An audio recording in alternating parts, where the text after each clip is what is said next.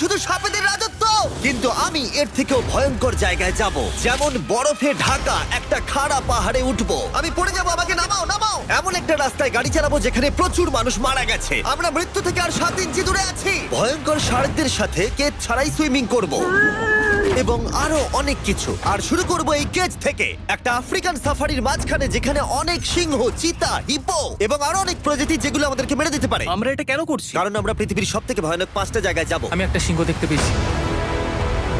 ও মাই god, এটা আমরা কেন করছি? আর যাতে সিংহরা আমাদের কাছাকাছি আসে তাই আমি অনেক মাংস এনেছি। এবং কেজের চারপাশেও ঝুলিয়ে দেব। ভাই আমরা বেঁচে ফিরবো তো? কিন্তু আসলে যে কারণে এই জায়গাটা বেশি ভয়ঙ্কর সেটা হলো সূর্য ডুবে যাবার পরে আমরা দেখতে পাই না, কিন্তু ওরা দেখতে পায়। জিমি, ওদিকে দুটো সিংহ রয়েছে।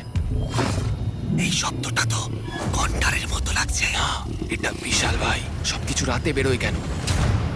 ভাই, আমাদের সিংহরা পুরো ঘিরে ধরেছে। আমাদের থেকে মাত্র 20 ফুট দূরে রয়েছে ওরা। মাই গড, আমাদের দিকেই তাকিয়ে রয়েছে। ও, এদিকেই আসছে। আমার খুব ভয় লাগছে। ও না না, ও আমাদের দিকে আসছে।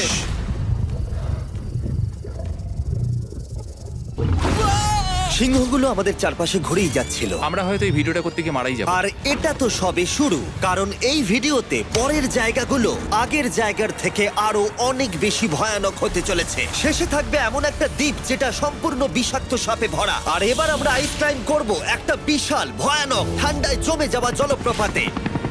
সবাই তৈরি হয়ে নাও, এবার একটা দারুণ অভিজ্ঞতা হবে। এই হেলিকপ্টারটা এখন ফিরে যাচ্ছে। আমরা পাহাড়ের মাঝখানে রয়েছি। আমরা এখানে কি করব? পরে দেখা হচ্ছে।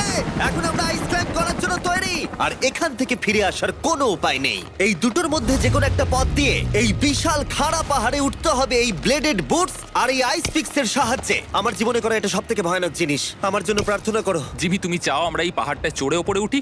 হ্যাঁ, এটা অসম্ভব। সত্যি কথা বলতে আমার মনেই হচ্ছিল না এটা আমরা করতে পারবো। তারপর নোলানের সাথে যা হলো তাতে আমরা আরো বেশি ভয় পেয়ে গেলাম। আমি পারবো না বন্ধুরা, একটু দাঁড়াও। আমি বেরিয়ে যাচ্ছি, আমি পারবো না। তুমি হাল ছাড়তে পারো না। না, আমি পারবো না। আমার বিশ্বাসই হচ্ছে না নোলান এটা করবে। সত্যি ভাবিনি। নোলান কুইট করলো। আমরা কিন্তু প্রায় ওপরের দিকে রয়েছি। তোমরা এখন হাফ অবধি এসেছো। ও জিমি, নিচের দিকে দেখো না। ও মাই গড। যত উঠছি তত খাড়া হচ্ছে। আমার পা, আমি গ্রিপ পাচ্ছি না। ও ও ও ও। আরে তুমি পড়ে যাচ্ছিলে? ও মাই গড, আমি টপটা দেখতে পাচ্ছি জিমি। এটা আমার করা সবথেকে ভয়ানক জিনিস। আহ! এটা আমি পারবোই। আমাকে ওপরে উঠতেই হবে। দেখাও এটা কতটা খাড়া। প্রায় এসেই গেছি, হাল ছাড়লে হবে না। আর 10% বাকি। আমি এখন কাঁদতেও পারছি না, যদিও এসব করা আমার একেবারেই উচিত নয়। তুমি প্রায় এসেই গেছো জিমি। তবু আমি কোনো মতে এই জলপ্রপাতের উপরে উঠতে পারলাম। আমরা পেরেছি ভাই। আমরা পেরেছি। আহ, কিন্তু আমার মনে হয় নোলান একদম ঠিক করেছে। কিন্তু এবার আমরা দেখবো নোলান লিস্টের 3rd প্লেসে গিয়ে কি করে, যেটা অবস্থিত বলিভিয়ায়। সেখানকার ডেথ রোডে আমরা ড্রাইভ করব। আর এখন আমরা রয়েছি পৃথিবীর সবথেকে বিপজ্জনক রাস্তায়। এই জায়গাটা যে কোনো স্কাই স্ক্রিপারের থেকে অনেক বড়। আমি বুঝতে পারছি না আমরা কেন এখানে এলাম। মিথ্যে বলছি না, এই রাস্তায় অনেকজন মারা যাওয়ার কারণে এই রাস্তাটা 1 যুগ আগেই বন্ধ করে দেওয়া হয়েছিল। এই রাস্তায় গড়ে প্রতি বছর 300 জন মারা যেত, কিন্তু আমাদের কাছে গভর্নমেন্ট পারমিশন রয়েছে, তাই আমরা এই রাস্তা দিয়ে যেতে পারি। পারমিশন না পেলে খুব ভালো হতো। চিন্তা করো না, কিচ্ছু হবে না, না। আমার তো চিন্তা হচ্ছে।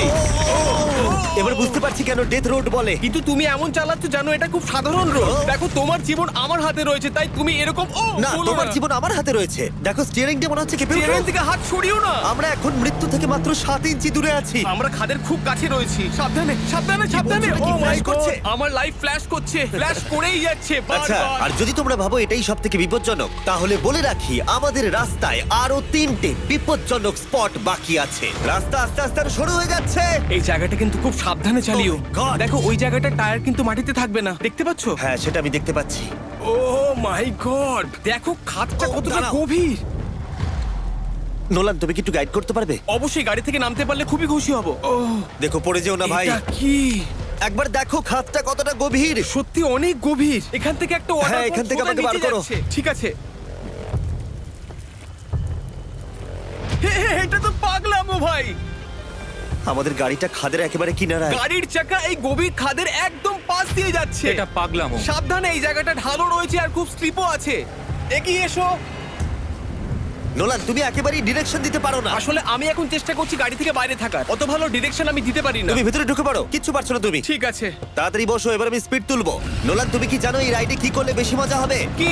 আমাদের brand new festival creamy peanut butter cup খেলে। ও, আমি ভাবলাম তুমি বলবে গাড়ি আসতে চালালে। না, ও মাই ফগ গড। অনেকটাই বেড়ে যাচ্ছে, সামনে ঠিকঠাক দেখা যাচ্ছে না। রাস্তার বেশ কিছু অংশ একেবারেই সাধারণ, কিন্তু বলিভিয়াতে ওয়েদার খুব তাড়াতাড়ি চেঞ্জ হবার কারণে হঠাৎ প্রচুর কুয়াশা মৃত্যুদূত হিসেবে সামনে চলে আসে। আরে দাঁড়াও দাঁড়াও দাঁড়াও দাঁড়াও দাঁড়াও দাঁড়াও, আমরা ধারে চলে এসেছি। আমি ভালো করেছি তো? না, আর একটু হলে কিন্তু আমরা পড়ে যেতাম, খাদের খুব কাছে আছি। ঠিক আছে, তাহলে এদিক দিয়ে বের করি। ঠিক আছে, একটু দূর দিয়ে চলো। হ্যাঁ আরে, ঠিক আছে। ওটা কিসের আওয়াজ হচ্ছে? আমরা অনেক কাছ দিয়ে যাচ্ছি। আমি ভাবলাম সবকিছু একসাথে মিক্স করি আর বের করি আমাদের নিজেদের ফেস্টিভ্যাল কাপ। এই কাপের সব থেকে ভালো জিনিস হলো আমরা পিনাট বাটার জার থেকে সরাসরি বের করে ইউজ করি। দেখো কতটা জ্যাব আছে, এটা দারুণ খেতে। এছাড়াও এর মধ্যে আমরা ফেস্টিভ্যালস চকলেট দিয়েছি। তোমরা হয়তো জানো না, ফেস্টিভ্যালস এর কৃষকদের আমরা যথেষ্ট পারিশ্রমিক দিই। আমরা ফেয়ার ট্রেড সার্টিফাইড বিন ব্যবহার করি। আমরা একেবারেই শিশু শ্রমিক সমর্থন করি না। ও মাই গড, এই তিনটে জিনিসই কোনো আমেরিকান চকলেট কোম্পানি করে না। নোলান, হ্যাঁ এক যুগ তো কেটে গেছে, দেখে নাও ব্রিজটা ঠিকঠাক আছে কিনা। ঠিক আছে। আমি শিওর হতে চাই যে এটা ভেঙে পড়বে কিনা, কারণ আমি মরতে চাই না। নোলান, ব্রিজটা পরীক্ষা করো, সব ঠিক আছে? হ্যাঁ ঠিক আছে। বিগ চকলেট তাদের কৃষকদের মজুরি কম দেয় আর শিশুদের দিয়ে কাজ করায়। শুধুমাত্র পশ্চিম আফ্রিকাতেই লক্ষ লক্ষ শিশু শ্রমিক রয়েছে যারা কোকো ফার্মে কাজ করে। তাই তোমাদের এটা খাওয়া উচিত শুধুমাত্র স্বাদে দারুণ বলেই নয়, বরং চকলেট ইন্ডাস্ট্রিকে একটা বার্তা দেওয়ার জন্য। তোমাদের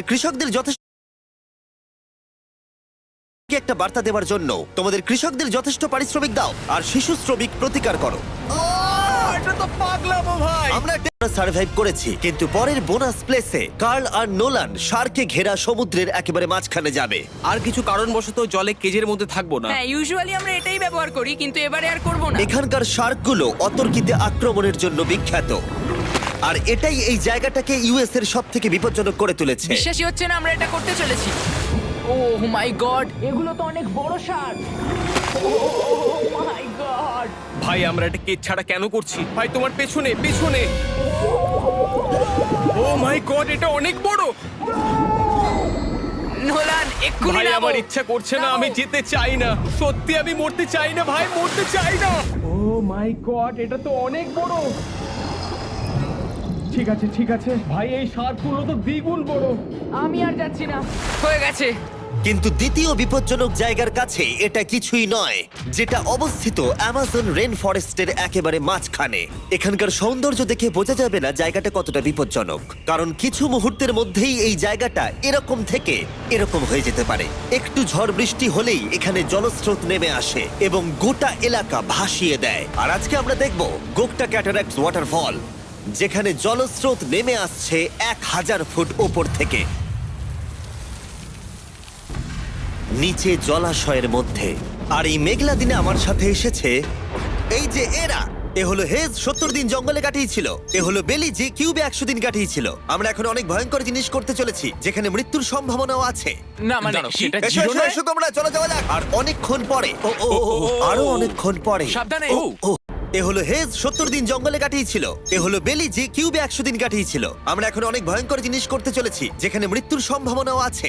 না মানে দাঁড়াও, সেটা এসো, জিরো এসো, নয়। এসো তোমরা, চলো যাওয়া যাক। আর অনেকক্ষণ পরে আরো অনেকক্ষণ পরে সাবধানে।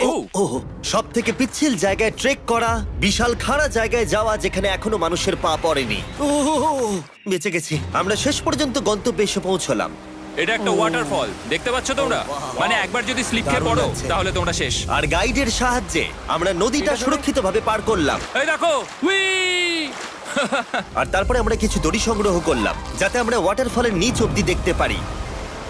নিচ দেখতে পাচ্ছ? ওয়াও, এটা দারুণ লাগছে। হা! কিন্তু যেমনটা আমি আগে বলেছি, এই জায়গাটা দেখতে যতটা সুন্দর, এক মুহূর্তের ব্যবধানে এটা প্রচন্ড ভয়ঙ্কর হয়ে উঠতে পারে। এখন বিশাল পরিমাণে ঝড় বৃষ্টি শুরু হয়ে গেল। এই জন্যই এটাকে পৃথিবীর সব থেকে ডেঞ্জারাস প্লেস বলা হয়। এই ওয়াটারফলটা এখন আস্তে আস্তে অনেকটা ছড়িয়ে যাবে, অনেকটা জল বেড়ে যাবে, সবকিছু ভাসিয়ে দেবে। এখানে এখন জল অনেক বেড়ে যাবে আর আমাদের বেরোতে হবে। আমরা কি রোপগুলো ব্যবহার করে ওয়াটারফলের পাশ দিয়ে নিচে নামবো? না, একদমই নয়, এটা খুবই বাজে আইডিয়া জিম। আমরা এখন জঙ্গলের মাঝে ফেসে গেছি, এটা তো বাজে ব্যাপার। কত রিস্ক আছে। জিমির দিক দিয়ে কিন্তু কাদা আসছে, অনেক কাদা। আর যে কোনো মুহূর্তে এখানে বাজও পড়তে পারি। আর সত্যি আমি চাই না তুমি মরে যাও। ও, তাই আমাদের ইউটিউব ভিডিও এমার্জেন্সি অপারেশনে বদলে গেল। একটাই উপায় আমরা বেরোতে পারবো, একই পিচ্ছিল এবং খাড়া পথ দিয়ে আমাদের ফিরতে হবে। আর কিছুক্ষণ বৃষ্টি হলে এই জলস্রোত সবকিছু ভাসিয়ে দেবে। তোমরা দেখতে পাচ্ছ জলের পরিমাণ অনেকটা বেড়ে গেছে, আমাদের রাস্তাও ব্লক হয়ে গেছে। আমাদের এই দড়ির সাহায্যে বেরোতে হবে, অনেকটা সময় লাগছে। তোমাদের মনে আছে যখন আমি এই নদীটা পার করছিলাম আর হাসছিলাম? হুই! এখন আর একদম হাসি পাচ্ছে না। আমার সত্যি খুব ভয় করছে যদি আমি পড়ে যাই। এই যে সেই ওয়াটারফল যেখানে আমি তলিয়ে যাব। জলের স্রোত দেখো, মানে দেখো, আমি মজা করছি না। এই দড়িটা ধরো আর নিজেকে ঠেলে ওপরের দিকে ওঠো। আমাকে মরতে দিও না। আর অনেকক্ষণ পরে জল আর কাদার বন্যায় ট্রেকিং করে আমরা এই পাহাড় থেকে প্রাণে বেঁচে ফিরলাম। এখন আমরা পৃথিবীর সব থেকে মারাত্মক জায়গায় যেতে চলেছি। আমাদের লিস্টে পৃথিবীর ভয়ঙ্করতম জায়গার মধ্যে 1 নম্বর। আর এই ভিডিওটা সব থেকে ভালোভাবে শেষ করার জন্য আমরা এসেছি পৃথিবীর সব থেকে বিপজ্জনক আইল্যান্ডে। কেন এমন আইল্যান্ডে যাচ্ছি যেখানে কিলিং মেশিন ভর্তি? মনে হয় আমরা মরবো। বাই। Bye bye. এখন থেকে অফিসিয়ালি আমরা কাল অবধি আছি। এটা সত্যি, আমরা পৃথিবীর সব থেকে বিপজ্জনক আইল্যান্ডে সারা রাত কাটাবো। আর আমাদের প্রতি পদক্ষেপে থাকবে অজস্র সাপ। শুধুমাত্র স্পেশালাইজড পোশাক আমাদের বাঁচাবে এই সমস্ত ভয়াবহ বিষধর সাপের হাত থেকে। যে কোনো জায়গায় সাপ থাকতে পারে, তাই না? হ্যাঁ, জিমি, কি হবে যদি কোনো সাপ আমাদেরকে কামড়ে দেয়? বেসিক্যালি যেই বিষ তোমাদের রক্তে এসে মিশবে, তোমাদের স্কিনের কালার চেঞ্জ হয়ে যাবে আর 1 ঘন্টার মধ্যে তোমরা মারা যাবে। এটা খুবই ভয়ের বিষয় যে আমি যে কোনো সেকেন্ডে মরে যেতে পারি। এটা পাগলামো ভাই। গোটা আইল্যান্ডটা কিলিং মেশিন দিয়ে ভর্তি। এটা কিন্তু দারুণ ব্যাপার।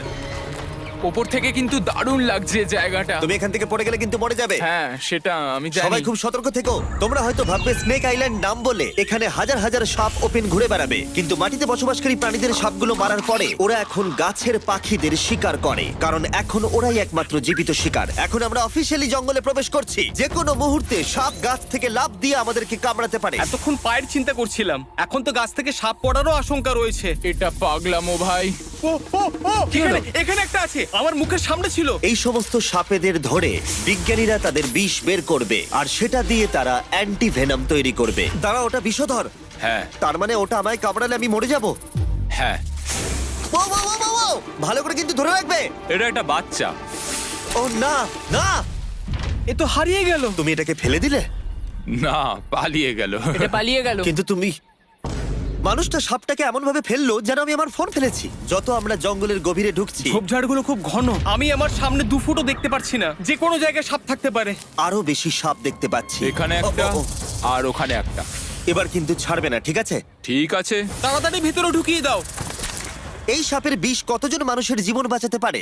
প্রায় 1000 জনের। ও, এটা তো অসাধারণ। সারা বিশ্বের যত অ্যান্টিভেনম পাওয়া যায় তার 90% ব্রাজিল থেকেই পাওয়া যায়। তার মানে হলো যতগুলো সাপ আমরা ধরবো তত হাজার মানুষের জীবন বাঁচবে। জিমি, ওখানে আরেকটা সাপ রয়েছে। ও মাই গড, এটা তো বিশাল। আমরা অনেক খুঁজে পাচ্ছি, ওরা বাইরের দিকে তাই আসছে। দিনের বাকিটা সময় আমরা এই বিষাক্ত সাপগুলোকে ধরতে সাহায্য করলাম। এমনকি আমরা বিজ্ঞানীদের রিসার্চেও সাহায্য করলাম। দেখো, এই সাপটা মাটি থেকে 15 ফুট উপরে রয়েছে, আর সায়েন্টিস্টরা আমাদের গাছটাকে নাড়াতে বললো যাতে এটা নিচে পড়ে যায়। এই গাছগুলোর নিচে আমি কখনোই ক্যাম্পিং করব না। ও তো একটুও নড়ছে না। অনেকগুলো জীবন বাঁচাতে হলে আমাদের অ্যান্টিভেনম দরকার। অন্ধকার ঘন হয়ে এলে আমরা সার্ভাইভ করার দিকে মন দিলাম। এবার ক্যাম্পিং এর সময়। ক্যাম্প সেটআপ হয়ে গেল, যদিও আমি সত্যিই জানি না এই ক্যাম্পগুলো স্নেক প্রুফ কিনা। আমরা এখন ঘুমোবো সাপেদের মাঝে, একটু ভয় লাগছে। এখন আমরা ঘুমোবো আর আশা করব আমাদের টেন্টে কোনো সাপ ঢুকে পড়বে না। খুবই ভয় লাগছে। আমি বাড়িতে গিয়ে শান্তিতে ঘুমোতে চাই। তাই আমাদের মনে একটাই চিন্তা ঘুরপাক খাচ্ছিল, যত তাড়াতাড়ি সম্ভব এখান থেকে বেরোতে হবে। আমি শুধু বাড়ি যেতে চাই। একটা বিশাল আইস মাউন্টেনে ওঠা থেকে শুরু করে এমন রাস্তায় ড্রাইভ করা যেখান থেকে 1000 ফুট নিচে পড়ে যাবার সম্ভাবনা আছে, শার্কে ঘেরা সমুদ্রের মাঝে সাঁতার কাটা কোনো কেদ ছাড়াই, এবং সবার শেষে আমরা স্নেক আইল্যান্ড সার্ভাইভ করেছি এবং কেউ মরেনি। দেখার জন্য ধন্যবাদ। তোমরা আমার brand new festival creamy peanut butter cup খেও এই রিটেলার গুলোতে পাওয়া যাচ্ছে। আমি